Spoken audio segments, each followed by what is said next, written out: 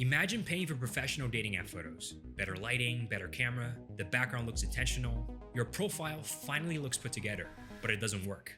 And that's not just hypothetical. Guys have reached out to me with this exact problem. They got better pictures, but they still couldn't get the results they wanted. And once I took a look at their photos, the reason became clear. They got scammed. Not necessarily illegally or maliciously, but because they bought into the dating photo scam. The belief that better photos automatically creates better outcomes.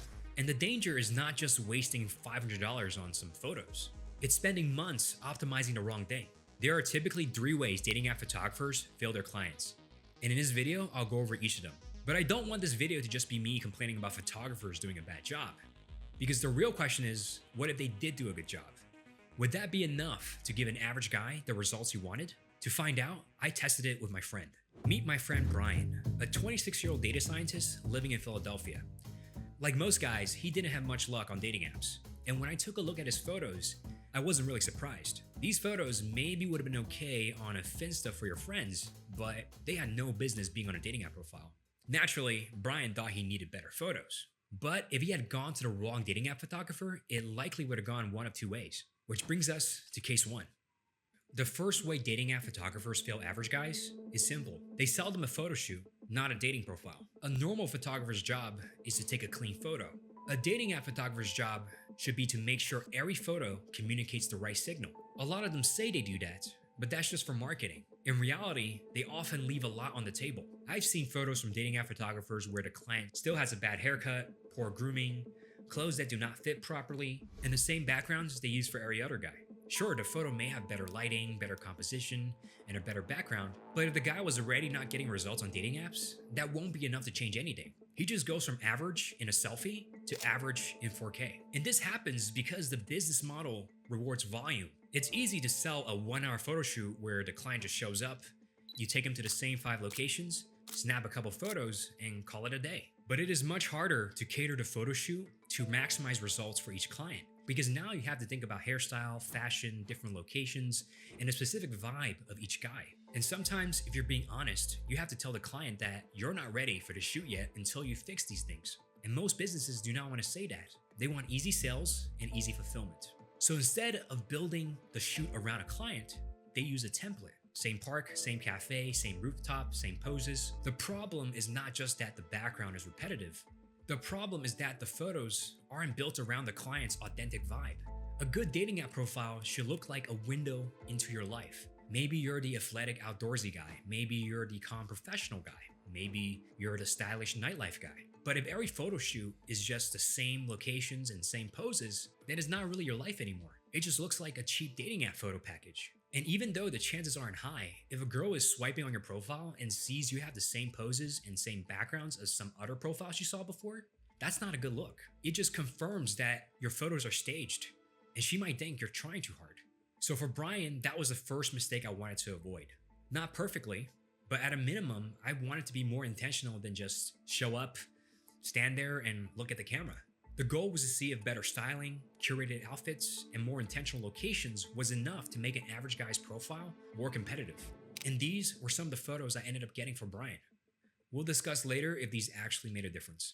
The second way dating app photographers fail average guys is the opposite problem. They don't undersell the guy, they oversell him.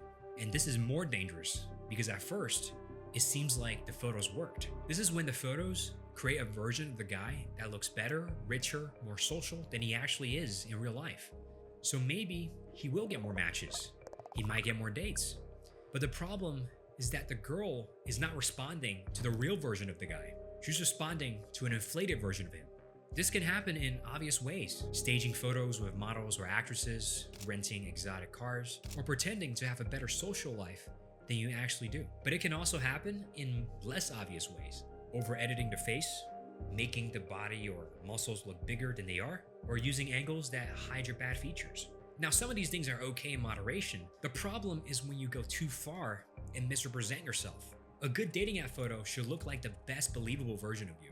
You need plausible deniability that the photos could be you on a good day, not the best possible version of you that doesn't really exist. Because if the profile creates expectations of you that you can't live up to in real life, then the photos aren't really doing you a favor by getting you more matches. It just gives you a false sense of progress. and then you're just delaying the rejection. This is why more matches is misleading. More matches are easy to screenshot. More dates is easy to sell.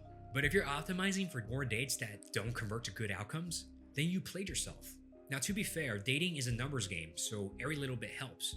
Professional photos can help you avoid the most common mistakes, which can get you more matches that way. But if the extra matches are coming from fake signals, then you're just building a lower quality funnel filled with low quality matches that aren't interested in the real you. AI photos are just an extreme example of this. Imagine a skinny, introverted, socially awkward guy.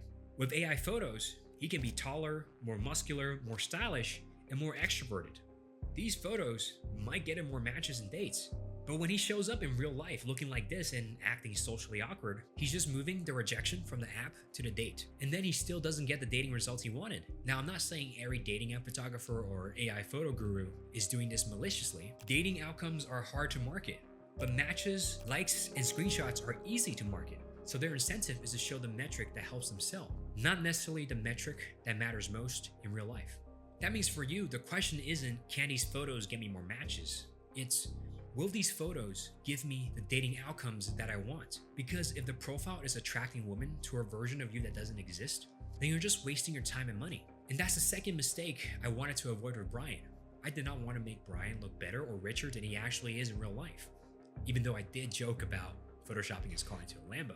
But the point is, I did not want his profile to sell a guy that disappears the moment he shows up in real life. The goal was to make him look better while still making him look believable. And honestly, that part was easy. The easiest way to avoid fake status, fake social proof, or fake lifestyle is to just not fake any of it. So I tried optimizing Brian's photos, not too little, but also not too much. In theory, that should work, right?